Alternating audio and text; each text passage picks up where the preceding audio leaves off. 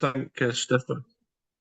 I'd like to thank Stefano and Mai for coordinating this. My name's Mike Neville. As you can see by the screen, I'm a retired Detective Chief Inspector from Scotland Yard, and I will be discussing the operational use of super recognisers. I set up the first human super recogniser unit in London. Then we'll be hearing from Professor Josh Davis from the University of Greenwich. Josh is the academic expert in this field. We've worked together for over 12 or 13 years, and he will tell you some of the research he's conducted into this area. And then we'll hear from Kelly Desborough, who's a very high-scoring super recogniser, but she runs super recognisers in security and private investigations, and she'll be telling us some of her experiences there and how it can be used in those fields. And I'd also like to welcome Inspector Chris Tritton from the Queensland Police, who had the pleasure of meeting in London, who will be speaking about the use of super recognisers in Australia. So there we are. So I'm going to start off when I get my screen working. So I'm going to talk about how super recognisers can make the world a safer place, and I in particular looking to introduce super recognisers into New Zealand and more in Australia and throughout the southern hemisphere. But these, my presentation's relevant to wherever you are in the world. So the first thing we need to establish is what is a super recogniser. And as I've said, that Professor Josh Davis will give you more of the research into this. But really, every police force, every border control unit, every security company, every organisation has people with a natural ability to recognise faces. You can't train this. You have to be born with it. Now, we live in a world these days where everybody can wear a mask. And if we look at the images on the right side, that is one of the best, I think, super recogniser identifications. Professor Davis may well show the moving footage, but that man was convicted for robbery in London.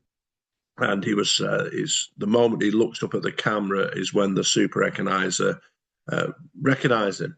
And the key thing is, in a world where we've got lots of facial recognition systems, we still need people. And the recommendation today, which I'll speak about in the UK, is that, again, humans have to verify identifications made by machines before action is taken against a person. So very relevant, especially in Western democracies, I would say. So a super recogniser is a person who's born with an excellent ability to recall faces, often from many years ago. And this is the type of people who can use them. It's obvious, really, police forces, whatever engagement they have with criminals, whether it's thieves, robbers, burglars, terrorists. Obviously, security companies can use them to keep places safer, and private investigators to spot the right images, to identify people. Of course, border control is essential, particularly in this world we live in, which is dominated by terrorism, military intelligence, anybody using automated facial recognition, so shops and businesses as well, and there could be others as well. So there's many variations. It's not just spotting bad people, it could be spotting vulnerable or missing people, or anyone of interest. It could be a VIP that your business wants to identify. And this is a quote about me, just to from Kevin Hurley, who was a commander in the Metropolitan Police and later a police and crime commissioner. I put it up here so you can actually see my background, so you can understand where I'm coming from, and that I have made a difference, and I hope to help you to make a difference. And the world is awash with images these days. We've not just got CCTV and surveillance cameras, which grow and grow. Of course, we've got security and police and other people wearing body-worn cameras. We have drones flying around. People have cameras on their mobile phones, where once you had to make a real decision to take out a camera in a bag. Now everybody's got access to it. The image at the bottom, the girl in the diamond, she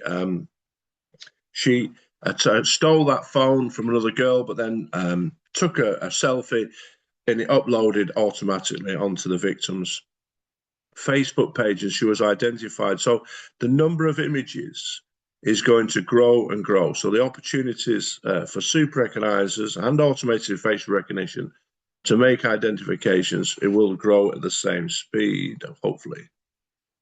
And just to give you some idea of the importance of people, so the Metropolitan Police, I created the system there for the identification of images. And you can see here in 1 year, there was nearly 18,000 images of people committing crime obtained and stored in the Metropolitan Police Circulation Unit.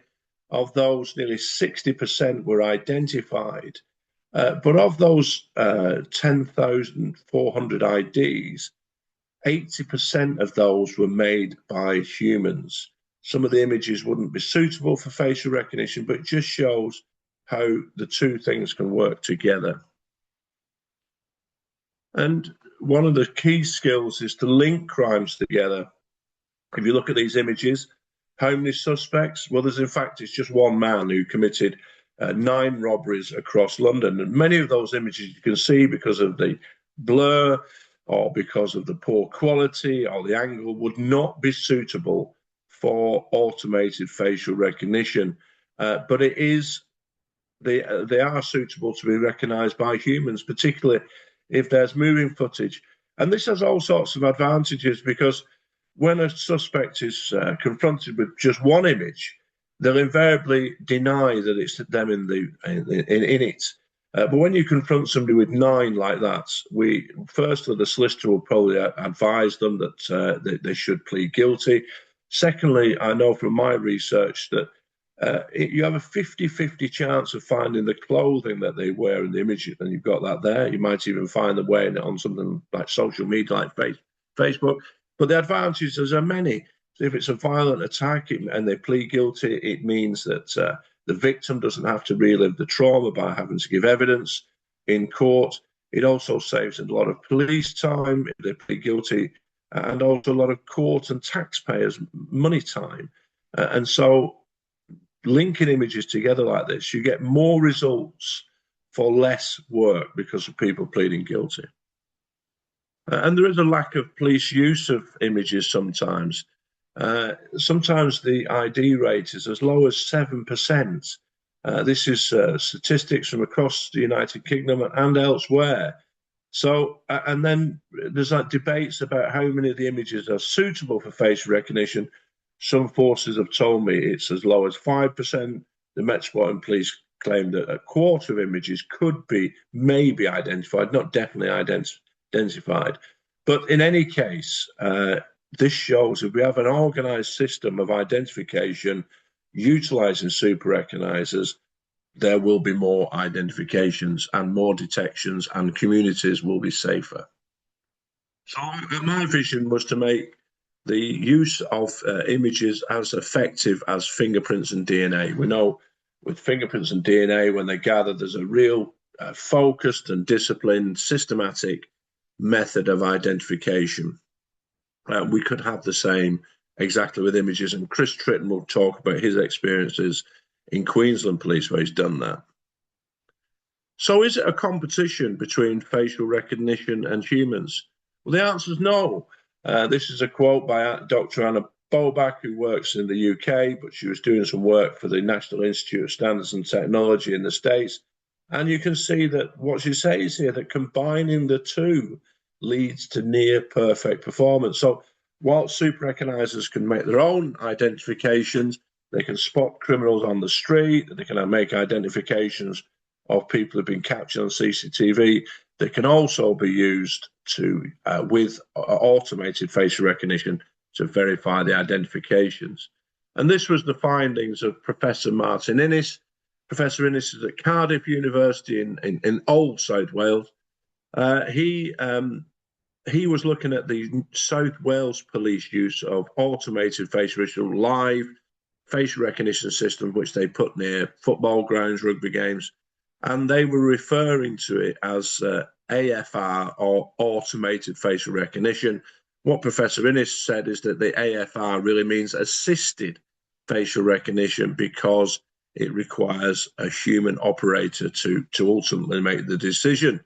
And this is a quote from the UK Surveillance Camera Commissioners Code about the importance of the human in the loop. You can see here, any use of face recognition, it should always involve human intervention before decisions are taken that affect an individual adversely. So that would mean stopping them in the street, or particularly arresting them.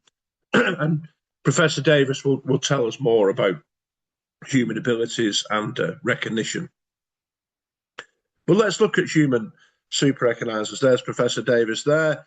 We know it's located in the part of the brain that looks rather like a hand there. And there's about 1 to 2% of the population.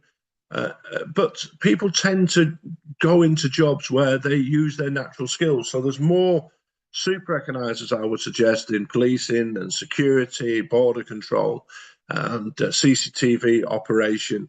Anything like that where you're spotting people, people will be naturally drawn into that. But more, as I say, from Professor Davis on this. And there is international interest. There's Chris Tritton at the top left, who we'll be hearing from in the fourth presentation.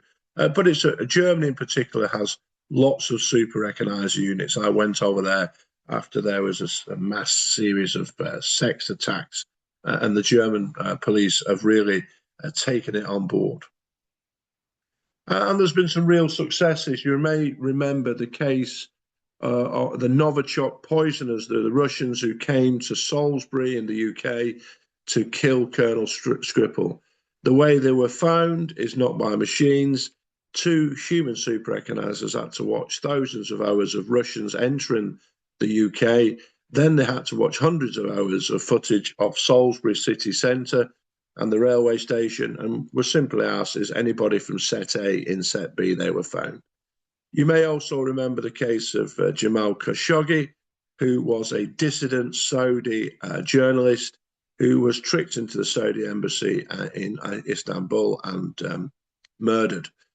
His then clothes were put on another man who looked something like him, who was sent around the city in an attempt to claim he was still alive. It was Kelly, who we'll hear from, who actually could say that is definitely not him. Super recognizers are good at the negative. It is definitely not that person, as well as the positive. So what about some ideas in law enforcement? Well, one of the things that was developed was a thing called face snapping. A database existed, an example of the pages you can see there in the Metropolitan Police, where it could be people could be searched for by description. We knew that a man called Ronchi, you can see in the top right, was a white man. He was a burglar who often wore a hat. So looking for all burglary suspects in hats, you can see the example of what it throws up on the screen. The super recognizers went through that and actually found him 14 times for different burglaries. This was the first time that images had been used in a systematic linking operation in the same way that we would link a criminal with DNA or fingerprints. And likewise with this woman here in London, the 2 police forces, the Met and the City, joined forces. She was linked to some 11 burglaries committed when people were in hospital. And so this face snapping could be used by security in shopping malls, because you're far more likely to get police action if you show them that a thief has committed several offences rather than one. And this was the highest. This is a man called Caballero, who was linked to 43 high-value thefts. And again, if you look at the images, most of those would be unsuitable for automated facial recognition due to the angle and blurriness of the images. But having linked Caballero to so many crimes, we then looked at his confederates in crime, his associates, the people in the red boxes, Their images were given to the super recognizer team, who went through the database looking for London thefts, and there they were linked to 100 crimes.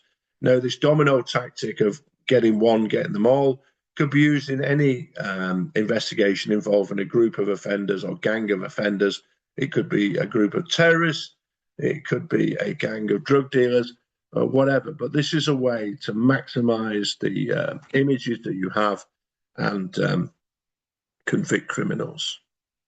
And also with super recognizers, if you know the super recognizers in your organization, you can use them quickly. In this case, the man on the bike was wanted for a very serious matter, a rape on a schoolgirl. That image was sent to me. I had a list of 150 super recognizers throughout the Metropolitan Police, which employs some 50,000 people. I could send it out with a red flag saying this is urgent. Within 15 minutes, we had a name. He was arrested, denied it was him in the image. But of course, now he's in custody. His DNA sample can be taken and it's proved to be him, which just shows us again that super recognizers, it's not just a standalone thing. It can be used, of course, with other evidence. And the police will use them for particular means. Here, the Thames Valley Police are using them to tackle offenders who commit violence against women and girls.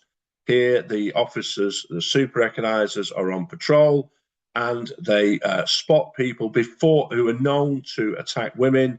They can spot them before they commit crimes, or if they're on a banning order, have them arrested for that. So this is just how super recognizers can be used to target a particular group of offenders. And of course, after a very serious crime, the super recognizers will be called in. I've dealt with several murders.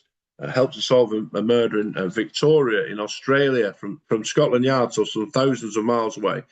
Here, this was used with analytics. This was a crime in Scandinavia where somebody was badly assaulted, but the images of the people coming up the tube station, the subway, all the images could be grabbed and by the machine, allowing the super recognizer to look at every face and spot the ones who were wanted. And as I said before with the Khashoggi case, it's not just who is there, it's who's not there. This is the tragedy of Grenfell Tower, which was a large tower block in London which set on fire. The fire brigade advised people to stay in their flats, but there was cladding on the outside which was made of highly flammable plastic, and about 80 people died. It was dreadful. The super recognizer was used firstly to locate when the dead bodies, people had sadly jumped out of the block, to see when they'd entered the block, so the coroner could have evidence of which flat they went to, which flat they jumped out of. But also they were used to prove that 17 people had lied and claimed to have lived there and received enormous amounts of compensation and stayed in hotels for months and months. And the super recognizer had watched the 1 month of the concierge footage of people coming in and out of that block, and he could say that person never entered the block in 1 month. So what are the other uses of super recognizers? Well, the police, the military, others organizations may have observations or checkpoints where they want to spot people who are coming. So super recognizers can be there, ready to spot people of interest. The tragic case on the left is Jean-Charles de Menez, a Brazilian who was misidentified as the man on the right, quite incredibly. He was suspected of being a suicide bomber and was shot in the head. I have no doubts that if a super recognizer had been in the observation post, that tragedy would not have occurred. Likewise, if you're involved in investigations, whether public or private, it makes sense to have a super recognizer spotting the target. If you're involved in surveillance and you start to follow the wrong person, that is wasting thousands of pounds, dollars, whatever currency you use, in assets, because they're in the wrong place and the real criminal is moving around and not being targeted. So super recognizers are the best people to give the off, as we would say in UK, but to say that the target is on the move. And likewise, these are super recognisers employed at the Notting Hill Carnival, an enormous event in London, but it could be an enormous event anywhere. And they can spot people. And as I said at the start, not just criminals, maybe vulnerable or a missing person. And they can do that either in the CCTV control room or from observation points, actually in the crowd. And in fact, at this event, the gang suspects who often attend to commit violence or deal drugs are sent a letter saying if you attend, the super recognisers know you're going to be there, so they'll be looking out for you. So they can be used as well to prevent crime. And then high-profile events, super recognisers have been used at things like the tennis, Wimbledon tennis, the coronation, to spot fixated fans or potential targets. And iconic sites like the British Museum to spot pickpockets or hostile reconnaissance. Casinos, and not just cheats, but self-excluded people. And airports. We know the Australian study found that 16% of people actors given false papers managed to get through. And so if the e-gate fails, who checks their ID? I suggest it should be a super recognizer. And with facial recognition, whether it's used by the police or private companies like FaceWatch in the UK, super recognisers should be used to verify identifications. FaceWatch employs its own super recognisers. It's leading the way. The police, only a couple of police forces use them in UK. FaceWatch is the best. So a couple of police forces use them for the facial recognition verification. Every police force should use them. And these are mistakes that result in bad publicity, trust in and confidence in the police falling. And the police allow any officer to verify identifications. They should be using their super recognisers. Thames Valley Police, who are on the left-hand side, have 40 super recognisers, yet allowed any officer, and one officer just to make the verification, who'd had no selection or training in that field. Don't fall into that trap. And this is new. I was sent this by Professor Davis today. This is brand new consultation on the use of things like biometrics and facial recognition by the UK Biometrics and Surveillance Camera Commissioner. And what it's saying here, that the human operator must be explicitly accountable for what happens. And so the simple solution is they use their super recognisers. So in conclusion, we're really trying to professionalise this skill. Lord Lingfield, who you can see in the centre of this image, just near the lady in the light-coloured dress, he is the head of that, and we're professionalising it to make it like the use of fingerprints and DNA. And just some ideas of results. I looked at London courts as far as the use of images go, and the guilty pleas, which I've already outlined the benefits of that. And I know in every London court, however people are arrested, whatever the evidence is, 64% plead guilty. But if the CCTV identification, it goes up to 86%. And if there's multiple identifications, there's a 92 guilty plea rate. That's a lot of victim trauma saved, a lot of taxpayers' money saved as well. And so this is a really cost-effective way to identify offenders, to make places and communities safer. And super recognisers can help you to improve security and border control. The people already exist. It's simply a case of myself, Professor Davis, Stefano, and others helping you to find them, to find the right people, to help you, as I say, make places safer, but to operate facial recognition systems. Everything we do is in compliance with data protection law. In fact, it will make you even more compliant because you'll know where your images are. And even the criminals agree. This is Idris is the black guy on the right, who's an excellent super recognizer, getting an award from the commissioner who's on the left there. He identified the criminal in the middle. Idris works in the cells at Central London Police Station. He identified the offender in the middle from the two images left and right, which I'm sure you'll agree are pretty poor. The man pleaded guilty, and at least he had the decency to write to Idris from prison and say, "Well done. I never thought you'd get me for those." So even the criminal was impressed.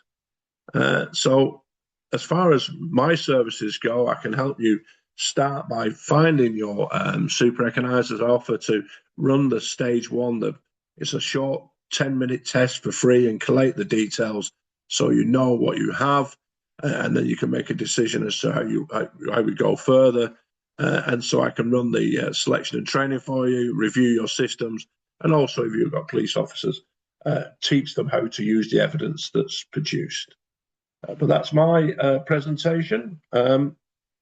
There's my details, which you should have an email from me anyway, but that's there. So I think now I'm handing over to Professor Davis.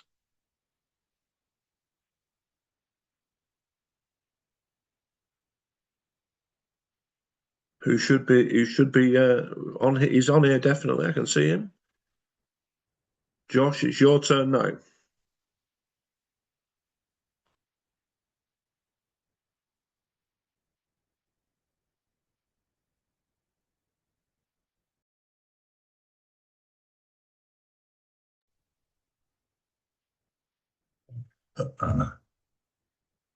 Can you hear me? Yes, can hear you. Yes. Oh, right, brilliant. Okay. We can hear you. Thank you. Sorry. And you should be able to share as well. Is it just the screen one I press? Yeah, just go to the share the screen. Yes, that's it. Right. Oops.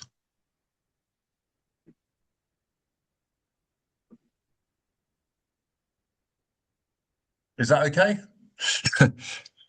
Yes. Thank you. Okay. Yeah, as Mike said, and thanks very much for inviting me today. I'm delighted to be here. I've been working with Mike basically since about 2011, when we first started testing people that we now know are super recognisers. And in fact, our plans were made before I had even heard the name super recogniser that was basically going to change my working life. So I was delighted to help him find some super recognisers within the Metropolitan Police Service. And basically, we've been continuing doing research in this area ever since. So I did want to sort of focus today on sort of three main things, just to give you an idea of where I think super recognisers could best be used in different types of organisation. I'm going to start very briefly on what do we know about individual differences in face recognition ability in the population, and try to give you some idea about just how good are super recognisers, and also how bad people like me, I'm slightly below typical or average ability, and yet I know I'm atrocious at the sort of tasks that are being asked of people to check identity or whatever, that I just honestly do not believe they should be given those sorts of roles. I'm going to talk about the sort of testing regimes that we have been using to find super recognisers in different police forces, and the same tests we use with Super Recognisers International. And very briefly, I'm going to talk about whether ability or performance can be improved by training, and then some research on super recognition, linked slightly to the use of face recognition technology. So we know that face recognition ability is very likely to be inheritable. It's twin studies show us effectively that, I always like to say, identical twins tend to achieve almost identical face recognition scores, whereas non-identical twins don't. There's far greater variation in non-identical twins, and it's down to the sharing of genes. Identical twins share 100% of their genes, whereas non-identical twins, the share is lower. So these are some of the strongest heritability effects in cognition. That's possibly the most important factor. But of course, you inherit half your genes from your mother and half your genes from your biological father. And therefore, there's no guarantee that a child of a super recognizer will also be a super recognizer. Childhood experiences seems to have an important factor as well. People who grow up in large cities tend to have better face recognition ability than those in small towns or villages. And also, if you go to a school, typical school with lots of pupils, rather than being homeschooled, there seems to be a trend there. So it's not just about genetics. There is experience going on as well. Although it doesn't seem as though, you know, you live in a large city as an adult. That doesn't seem to have much of an effect if perhaps you grew up in a small village. It is very much around childhood experiences.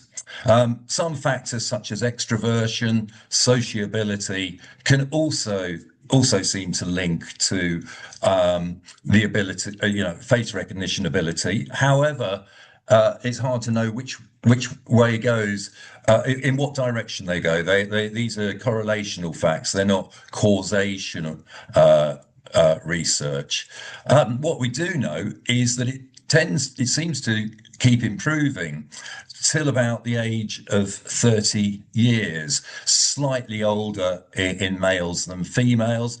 And then, unfortunately, we all suffer a long, slow decline in ability. I always sort of suggest that perhaps a 16-year-old is actually about as good as a 60-year-old, but a 60-year-old might think that their ability has declined substantially, simply because they may remember what their ability was like when they were slightly younger, but they're still probably operating at about the same level as a 16-year-old. So it's perhaps not as bad as you might think. So at the bottom end of the scale, we have prosopagnosics, people who are unable to recognize familiar faces, even their family members. Sometimes in everyday life, their family member will wear, I don't know, a flower or some other marker to make them stand out if they perhaps have to meet somewhere. And some prosopagnosics acquire it from some sort of brain injury, often in one area of the brain, which is called the fusiform face area. It seems to be most commonly associated with it. Unfortunately, it doesn't tend to recover, unlike other sort of cognitive skills that might be lost through stroke or other brain issues. There's also a developmental version of the prosopagnosia, and these are people who never acquire typical levels of ability, and most of the research tends to suggest that developmental prosopagnosia is at the other end of the spectrum to super recognition, and possibly this is how we can visualize it, which I'm going to show you in a minute. Most of the research on sort of face recognition ability for many years was conducted on the prosopagnosia. Nobody really looked for many years at the top end of the spectrum. But then the first research in 2009 showed that some individuals had extraordinarily good face recognition ability. So this was Russell et al. We did some research looking at long-term face memory. Again, some people have exceptionally good ability at that. Simultaneous face matching tasks, the sort of passport officer type checking identity tasks. Again, and we also found there are differences in brain activity between people who scored very highly at face recognition ability and the super recognizer range and controls. And also there were differences in eye gaze strategies by Dunn et al. From Australia. So there's a lot of evidence suggesting that there are consistently superior skills in some people at face recognition, and after taking many tests, and effectively the sort of typical sort of population distribution might look something like this. It's a very much an arbitrary cutoff criteria, and our research suggests that even though we tend to say super recognisers fall in the top 2.5% of the population, it's simply because that is 2 standard deviations from the mean, which is a typical outlier in research. But actually, the spectrum seems to sort of keep going up. You'll have fewer and fewer people who can achieve higher and higher scores. But it is possible that some people might be available to do those sort of vitally difficult tasks that other super recognisers might not be able to achieve. In fact, I would almost argue that there's almost the same difference above the 2.5% level as there is between someone in the average ability and the sort of lowest level of super recognizer ability, looking at the sort of data that we pick up after people take multiple tests of face recognition. Yeah, at the bottom end of the scale, again, is developmental prosopagnosia, but it's just it's very arbitrary. It's just based on two standard deviations below the mean. And, you know, we could set that definition anywhere you like. So from this, we've developed various tests of face recognition, and we put them into four different types. So short-term unfamiliar face recognition tests, simultaneous face matching tests, and for some of our work that we've done with organizations who work with face recognition technology, they need what they call super matchers, people who are very good at this face matching task, who have to make very rapid decisions. So therefore, when we've tested people for these roles, we've restricted the amount of time people can make these decisions. Even though super recognizers tend to be quicker at recognizing real faces than controls of a typical ability, many super recognizers who are exceptionally good when they're given longer to make a decision fail some of these tests for these specific roles. Also, I would argue that the ability to recognize faces for long periods of time, decades in some cases, is the marker of super recognition. I don't know the truth of it, but the longest recognition I heard about was somebody who works at a Premier as a steward, a part-time amateur steward at one of the Premier League football clubs in London, and he recognised someone from his primary school. He was 70 years of age, hadn't seen this girl who was from his primary school for 60 years. And he said it took several weeks before he plucked up the courage to actually go and speak to this woman. And she said, yeah, I am this person. 60 years is a very long time. I think it takes incredible abilities to be able to do that, but it also suggests that there's a great variation in the stability of facial features. In other words, most of us probably change our features over our lives, but there are always some people who seem to hold on to those sort of very salient features that drive face recognition ability. And perhaps this woman, and I've never seen a photograph of her, managed to do so for 60 years. Then spotting a face in a crowd is the fourth type that we do. Basically, we have videos of crowds set up in London tourist spots. We're helped by the Metropolitan Police with this. It was very good. We had a police officer there, and also the lots of stewards from the organisations that we were filming, and basically crowds just wandered through. They all had signs everywhere, research going on, and actors would walk through the crowds. So these tests don't just obviously test face recognition ability on its own.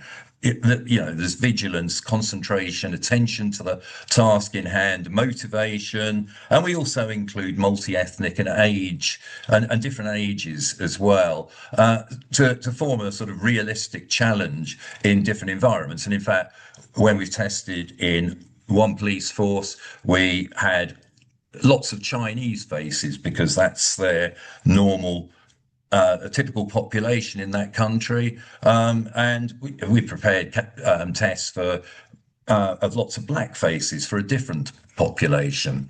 But as Mike said, it's not just about super recognition. It's not just about recognizing faces. It's also having the ability to rule out faces that have not been seen before. In perhaps a policing scenario, that means that there are fewer wasted resources because you don't get any false misidentifications and false leads from super recognizers. No, that's not right. You get fewer false leads from super recognizers. I'm not saying they're perfect by any means whatsoever. Everybody makes mistakes. They are humans.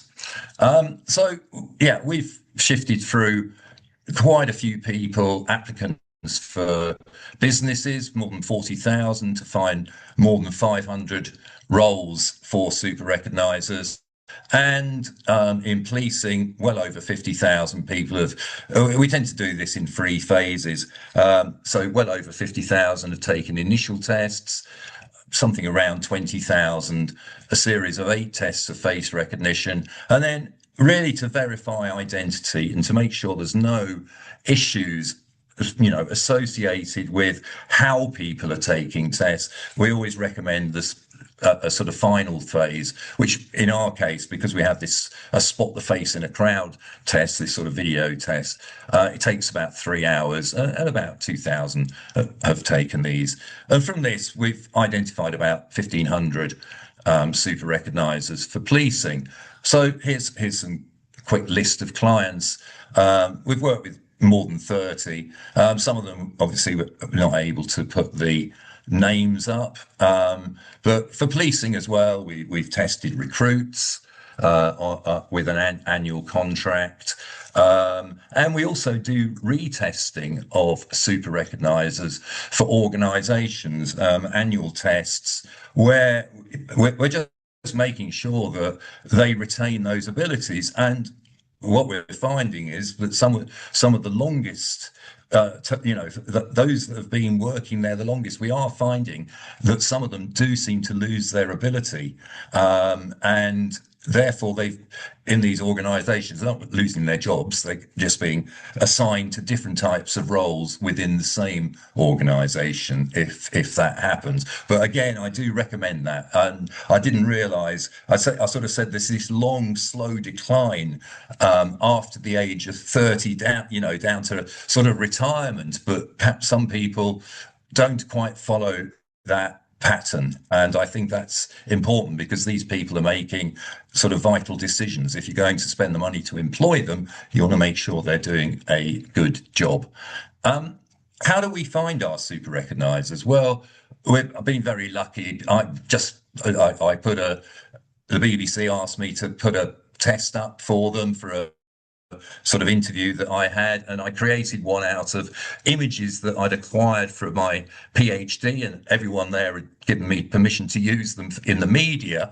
And well, within about 3 months, more than 1 million people had taken the test.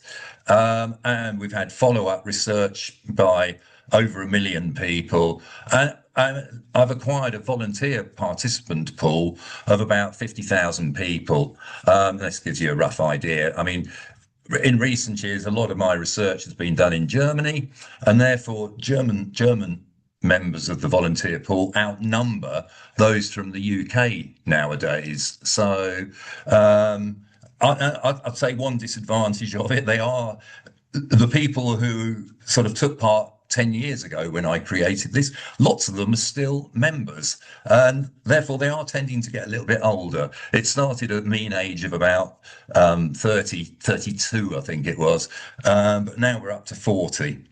And so we pilot test research. We have research. We organise research with different academics, different universities, and the people on the database. They get asked to contribute to about 10 a year. So Mike asked me to say, well, how good are super recognisers? Very difficult to sort of say how much better a typical super recognizer is from a typical control. So all I thought was, well, let's just have a look at two standardized face recognition tests. And I would argue that the sort of images are pretty good quality in these tests. I haven't added them, but you can imagine that they're not sort of that far off. Well, the Glasgow face matching test version 2, they're not all faces facing the front, but they are sort of generally roughly facing forward. But these give you an idea of the differences in accuracy. So it's about 6 or 7 out of 40. It's about 15% difference. But actually, if you've got somebody looking at faces, perhaps Mike mentioned the Thames Valley Police error that occurred a couple of weeks ago in the UK, where a police officer matched a suspect image, scene of the crime, I assume, with a face from that was generated by an algorithm, and decided for whatever reason that this was the same person. Well, you could imagine that I have no idea what their ability is, but you could imagine that the likelihood of a super recognizer making the same decision will be substantially less, simply because the two police officers who were asked to go and actually make the arrest seemed to think that it was no way possible that this could be the one and the same person. In other words, they were going to make an arrest knowing that it was going to be wrong according to the media, which, how much do you trust the media is a different question. But when you look at the fact that a score, someone wearing a blindfold, as I say, and guessing, would probably be expected to score approximately 20 out of 40 on these tests. You can see the sort of differences are quite substantial. And even though as a typical super recognizer might score 33 out of 40 on the Kent face matching test, we do get super recognizers scoring easily in the 37s and 38s. So those gaps are much larger when you have tests that can measure them. Can ability be improved by training? Well, the small gains, I think, would be the best way of describing it. These effects are relatively small. There's absolutely no way that somebody of typical ability is going to score on a test after training in the super recognizer range, or let's say no way. It's very, very unlikely. So again, when sort of recommendations by policymakers and laws are enacted about who should be operating face recognition technology, it should be somebody who has the ability. It doesn't matter how much training you do. Someone of typical ability is not going to achieve that standard. In other words, you do need to test your staff and develop recruitment policies because of this. So I just want to talk about some research, and in a way, this research paper supports that, and it was probably groundbreaking by Phillips et al. in 2018, because they wanted to compare super recognizers with the best algorithms in the world at the time. And so you can see the sort of 4 algorithms that appear on the right, and they also wanted to see what would happen if you combined the decision making of the best algorithms and the best humans. And basically what they found, and I think the results are a bit strange, because if you look at the left, it sort of says one super recognizer making a decision on their own. There's a massive range in scores there. So I'm not convinced that all of those people were actually super recognizers. But when you start combining the decision makers, you do find that the best decisions are made by the best humans and the best algorithms operating in tandem, better than the algorithm on its own and the best super recognizer on their own. And in a way, I think our research shows that when we have done work with algorithms and other researchers have done so as well. And to give you an example, in this study, we're looking at manipulated images. So it could be that they'd been retouched, face swap, or morphed images. And effectively, it's a bit like, again, a passport operator face matching task. Do you think that the image is bona fide or not manipulated? Is it or has it been manipulated? Was basically the question given to participants, and we found strong effects of that super recognizers significantly outperform typical ability controls at morph and other image manipulation detection. We had two different tests with different proportions of manipulated images to real images. So in one test, it was 50-50. In the second tests, the proportions were 25 to 75. We also found we're using the same participants, and that actually, if you fused the data from the superior morph detectors and the algorithms, we had the highest rates of manipulated image detection than either system working alone. So very much like the Phillips paper. Next one I just want to talk about is these sort of hyper-realistic masks. When I think we were doing this research I think it was 2020, 2021. Yeah. Josh, can I ask you to finish in the next 5, please? Oh, yeah, that's fine. Yeah. So these hyper-realistic masks are getting better and better. And if you like films such as Mission Impossible, it's basically part of the plot where somebody will go in wearing these masks disguised as someone else and do whatever activity they need to do. But of course, criminals are using them as well, and in various stages, and you can see some examples here. Again, we found that super recognizers outperform controls. We had two tests of this. One was a sort of covert detection of images, and basically we showed a series of images on a screen. Some of them were people wearing these masks, some of them were real facial images, and we didn't really give any information about what they were doing, except for do you find any of these faces suspicious, and people put suspicious or not. And then in the second round, the same group of participants were shown some photographs of these hyper-realistic face masks and asked to make the same decisions. In both cases, super recognizers outperformed controls. And the last research I want to talk about is AI generated images. So this could be deep fakes. I'm talking about GAN images here, which are still images. And what we found with this is that super recognizers were outperforming controls, and it seems as though they detect the hyperrealism in these images, because in general, humans tend to rate the AI generated images as more realistic than human images. And somehow super recognizers are outperforming controls, but they're still not particularly good at it until you give them some training. And a short intervention, which was, I think, about 5 minutes in total, but just giving some examples of what the hyper-realistic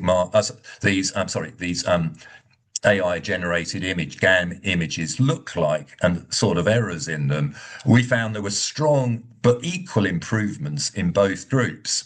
And basically controls was still worse than our untrained super recognizers had been in the sort of other condition. The effect sizes were quite strong, but again, 5 minutes wasn't very long. And I do know that some of my clients have organised far longer training sessions than this and find substantial effects in performance. So just to give you 3 sort of use cases, just sort of because they're talking about internal threats. So I would argue that super recognizers should be employed to check the alerts generated by face recognition technology in retail. And this carries over to the live face recognition systems that are used by police officers. As I said, we used tests to measure the ability to make rapid decisions when it comes to these sorts of roles. And so they make decisions prior to the alert reaching the retail management team. And yes, the accuracy of the algorithms they're using is well above 99%, but still having the super recognizer in the loop stops a substantial proportion of that that small 1% of errors that do occur. And these sorts of errors, as anyone who might be reading the media reports of facial recognition systems, are causing major public relations problems, to say nothing else, to say at one level. And if you can stop a few of them from happening, well, you should be using super recognizers. You can't use the equipment on its own. I just don't believe it's possible. We also, before COVID, actually, we tested loss protection officers in a large retail organization in the UK. What they were doing, they were working, they would sort of send in their super recognizer staff to work within retail outlets with high rates of crime. And what they found was they would sort of spot people who might have committed crimes, found that they were talking to shop staff more regularly, and therefore they could identify where the losses were occurring. And the final case, I'll just say, already working alongside face recognition technology for identity verification, specifically to spot those manipulated images or those AI generated images, and it's working. And I think a human being is always likely to be asked to make final decisions of identity in a legal sense. And I think if you need rapid decisions to be made, super recognizers are the people who should do it. However, if you've got the time and resources available, perhaps you can use, I would argue, forensic facial comparison experts might be the best people. However, they can take days over a decision that a super recognizer might make in seconds. So it's a balance. There's no right or wrong answer here. Again, if you've got any questions, there's my email, and I've got some references at the end, but I suspect I'm dead on my 20 minutes. So thanks very much. Thank you very much, Josh. And I'd commend anybody to look at that website as well. There's some really good academic papers on there. So we'll hand over now to Kelly, who is a fantastically high-scoring super recognizer with all sorts of operational stories that she can give us.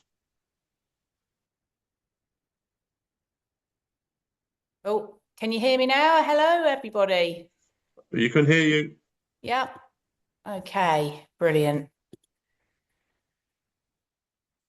Right, let me just get my presentation going. Okay, hello, everybody.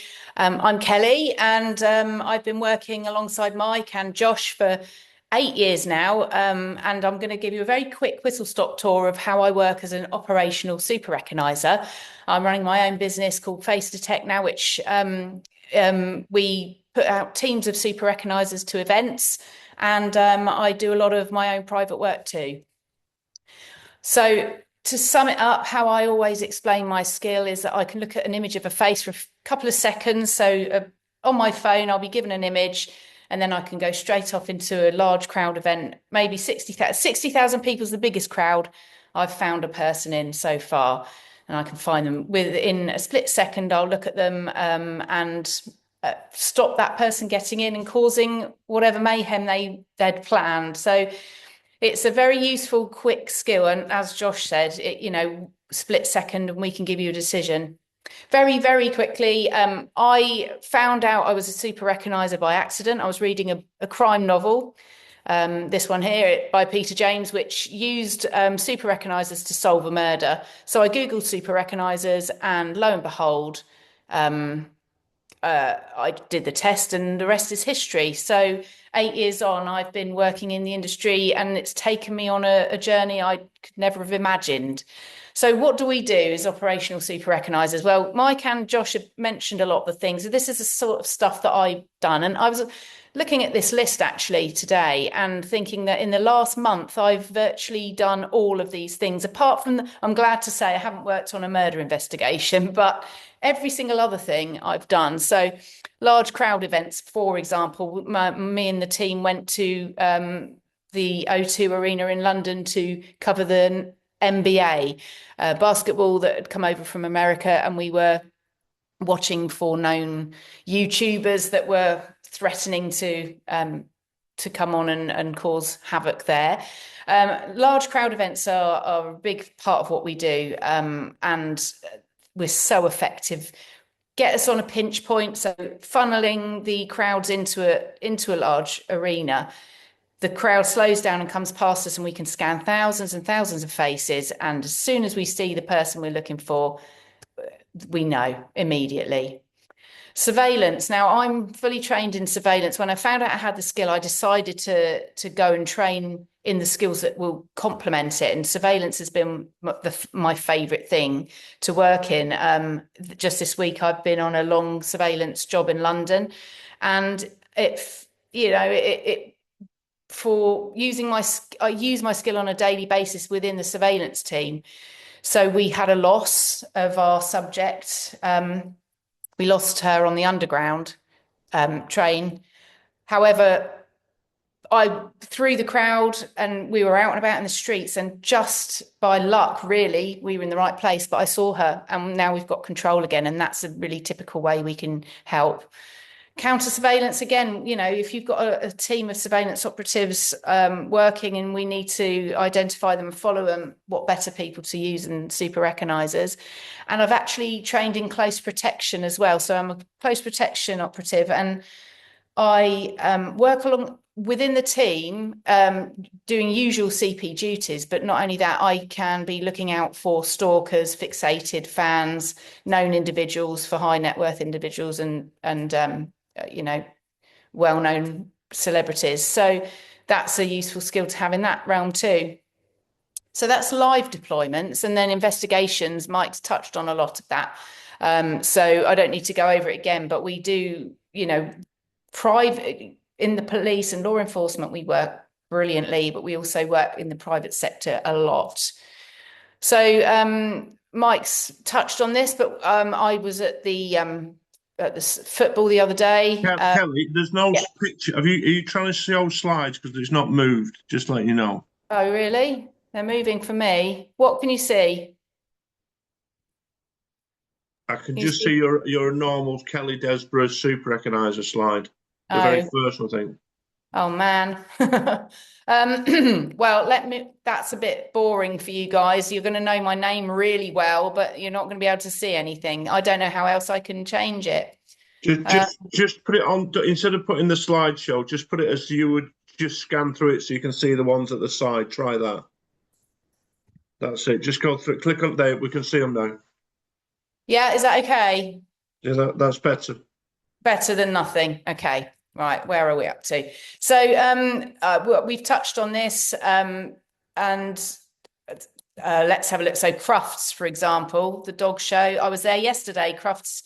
It's the 6th year that I've taken a team to Crufts, and this is the first year that nothing happened. It was an amazing day, but we'd got about 75 faces that we'd memorized of known animal rights activists that were expecting to maybe hit the event, but they didn't, and everybody was very happy. I work with missing persons investigations, so if there's been a sighting of somebody, they will ask me to do a comparison on it. So that can be quite a useful element to the investigation. Jamal Khashoggi, as Mike mentioned, I went up to the CNN news desk and worked on that with them and helped to identify the murder team that came through the airport in Istanbul, and compared that to known operatives to see if we could find out if that was the team. So that was a fabulous job. I do a lot of CCTV analysis for not only law enforcement, but for private investigators, and then phone footage. So if the police haven't got the resources, or they haven't got any more evidence, we can use phone footage and found footage and OSINT to go and investigate incidents of violence or assaults, and we can go and find the perpetrators in that respect, and we can be very effective on the ground there. Murder investigations are putting together evidence for court is something I've been involved in. So they might have already got their suspect, or they've charged somebody for the offence. In fact, the one pictured here, the Ilford Crossbow murder, he was caught on the scene after he'd murdered his ex-wife. But what they wanted to know is how premeditated was it. So I went through all the CCTV and found him in the vicinity of the house, taking his murder kit in over the back fence I spotted him 83 different times in the 3 days leading up to the murder. So that was put together as a package for the prosecution. I do fraud and corporate espionage investigations, and this will be facial comparisons. So the images on the left are a fraud investigation where I had to give my opinion on whether these were the same person or not. And hopefully all of you will look at that and think they are 2 different people, which they certainly are. And then a company might have imagery or video of somebody coming into their premises that they weren't happy about.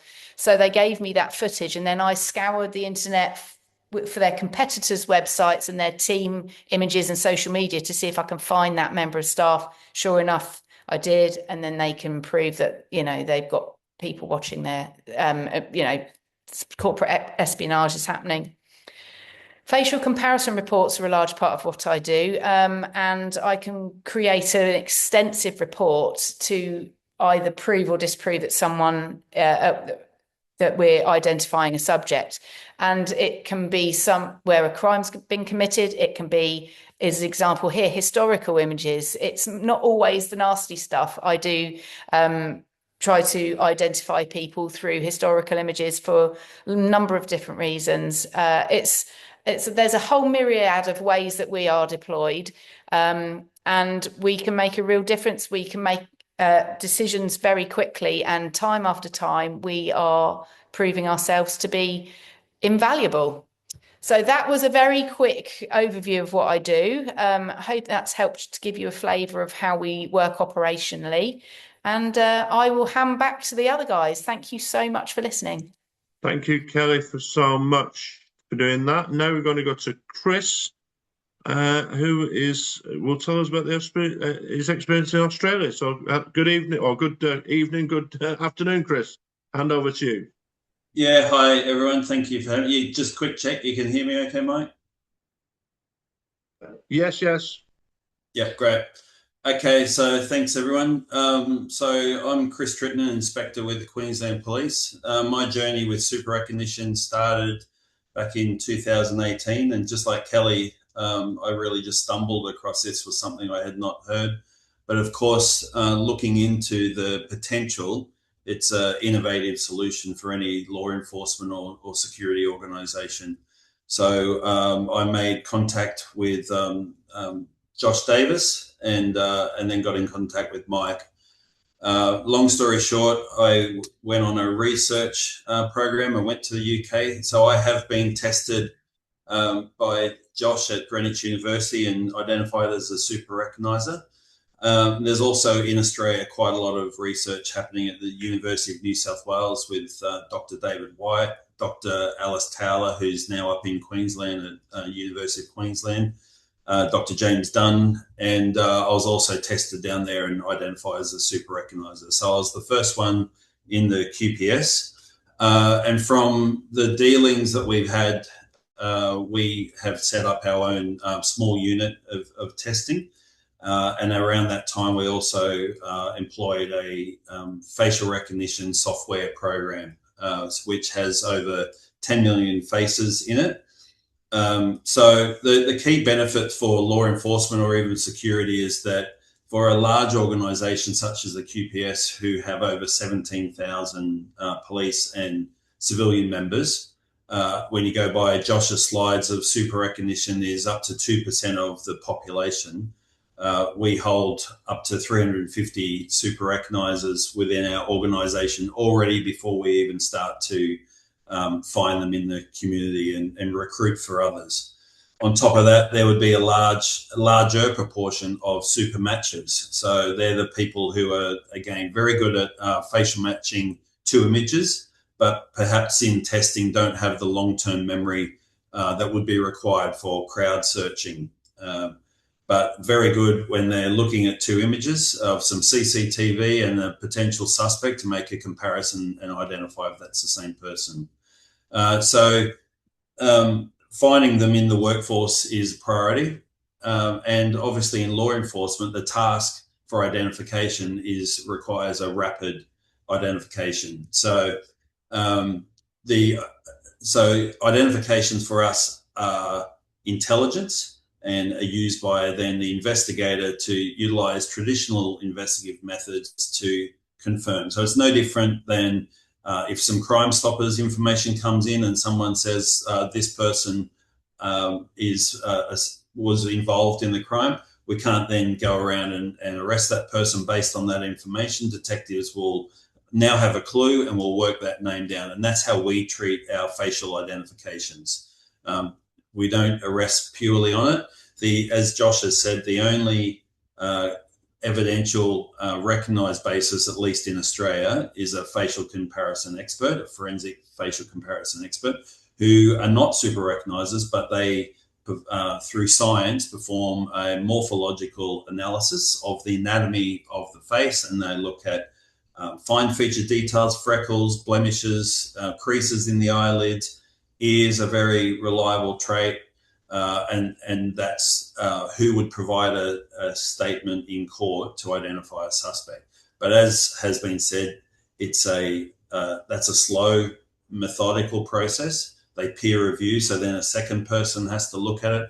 And with their caseload, we couldn't possibly rely on them to identify suspects that are coming in from CCTV. They're utilised to confirm an ID after an arrest has been made and present in court.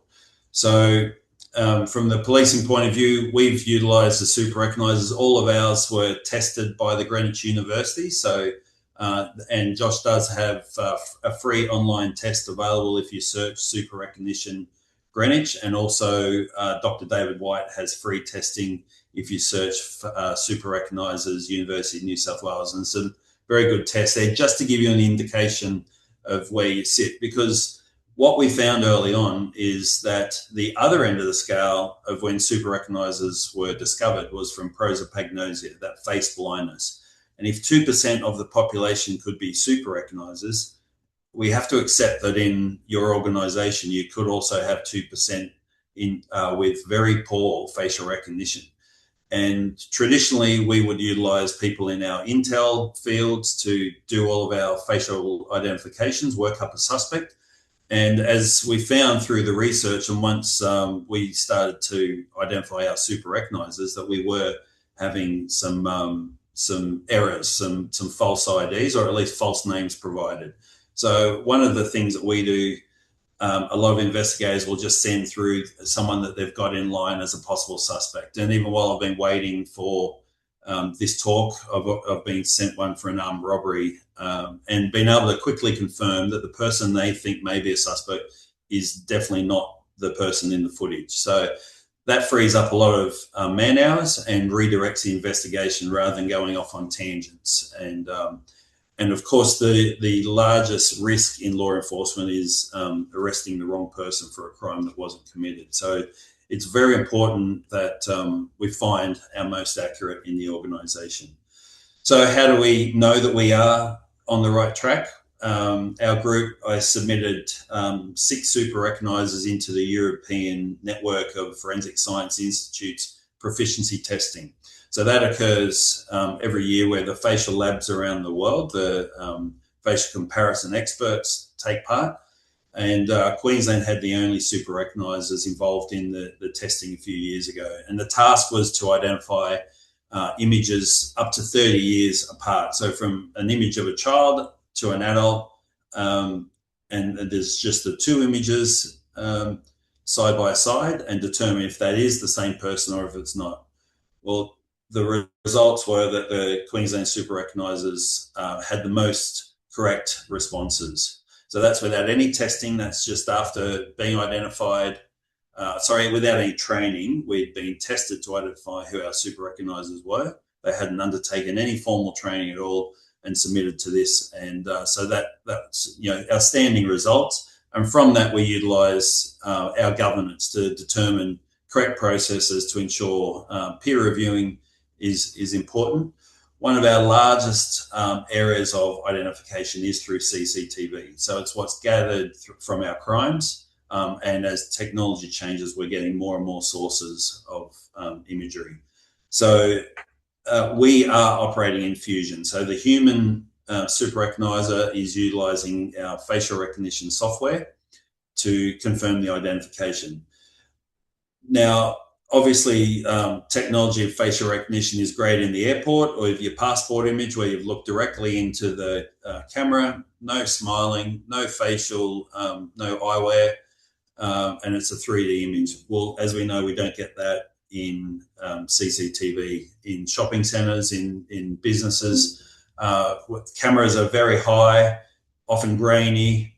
One of the things that we'll have is that when we request footage from a business, the manager is the only person who has access to the actual system, and someone may take some footage off the screen. They'll record the screen. Well, that pixelates the image when we try to look at it, and it's very hard to put through the facial recognition algorithm because it's looking for the lines of the face. So these are, in real world examples, we can't rely solely on the facial recognition. So often on our system, it will return up to 300 possible people to sort through. Very rarely, unless it's high quality footage, will the suspect be one of the first options provided. We've done many where it's into the 80s, 60s, it's that many people back.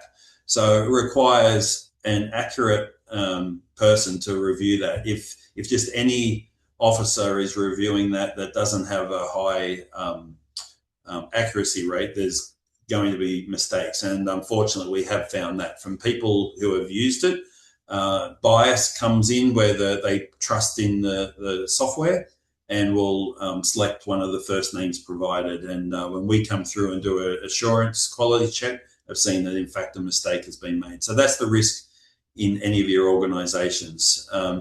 Obviously, you can't employ just super recognisers. There's many tasks in security and law enforcement, but it's a benefit to identify the ones that are in your organisation, and also to test the whole population to ensure anyone completing those tasks could be at the bottom end of the scale, and you don't want to rely on their IDs. So once again, there's always a risk of the wrong person being identified, and in law enforcement, that's depriving someone of their liberty. If we detain someone, even as a security, to just hold them until the police may come because you believe they're a shoplifter, there's extreme risk if that's just a genuine member of the public and you've held them for a period of time till the police can arrive, and it wasn't in fact them. So there's clear reasoning why you should attempt to identify the super recognisers in your organisation if you rely on identification of any form. Obviously, in Queensland, we have the 2032 Olympics coming up. So it'll be important for us to have super recognisers in the field, and as has been shown in the other slides, disruption is more effective than allowing the offence to come and identifying the offender later. So removing people as they even attempt to enter the precincts will be a priority, and that's part of our public safety strategy.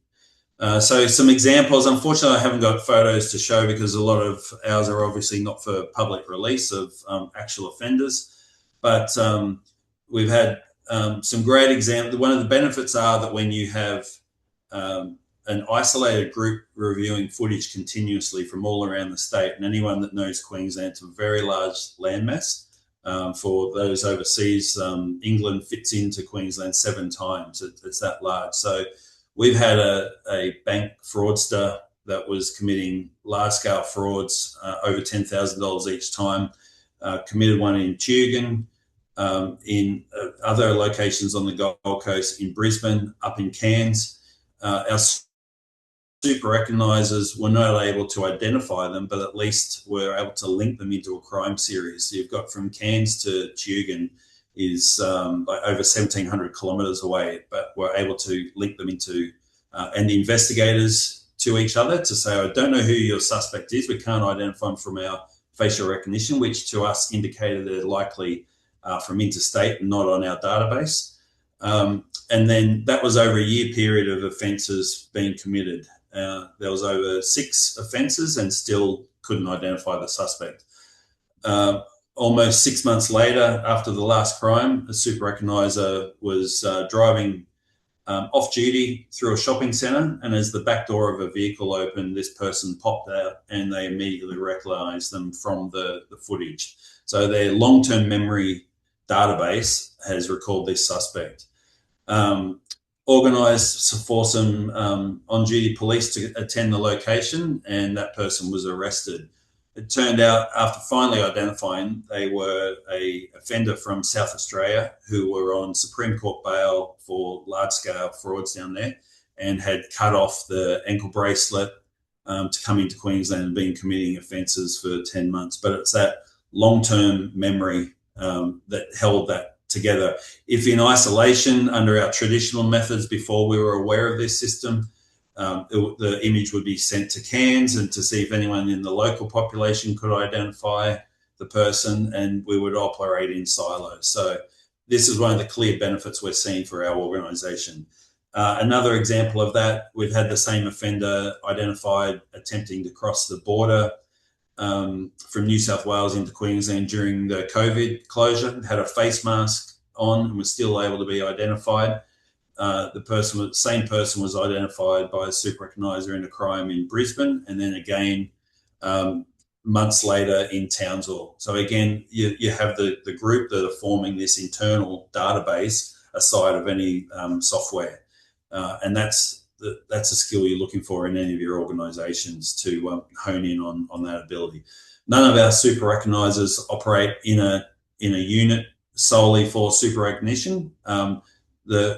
One of the benefits are that they all operate in their own roles and have time to perform identification duties within their role. So we have super recognisers in the water police, in Intel, senior leaders, in incident commanders, but we're managing in this trial phase to commit to the identifications of solving over 1,500 crimes just in this small group. So I think that's all I've got for, but our super recognisers additionally for our major events have been trained also in BOSAR. So that's the behavioural observation and recognition training. So they have a complete set of skills to looking for faces that they've known that may come and cause a disruption or commit a crime, and also just monitoring the crowd for behavioural indifferences of what's outside the skills. So we believe we've got a real suite of skills, and the test is what we're still in consultation with the University of Queensland to test our whole organisation to identify those. So hopefully that's helpful. Thank you. Thank you very much, Chris. Wonderful to see it spread all over the southern hemisphere. So that brings us to the end. If you've got any questions, if you want to put them in the chat, or if you want to email me and or Stefano, and we can find the answers to your questions. I'll put my email address up again, so just bear with me a second, and you can contact me, and I can obviously send this on to other people if it's for Chris, Kelly, or Josh. But I hope that you found something useful today, and I can assure you that the super recognisers in your organisations can be used very, very effectively. Some questions coming up here, so.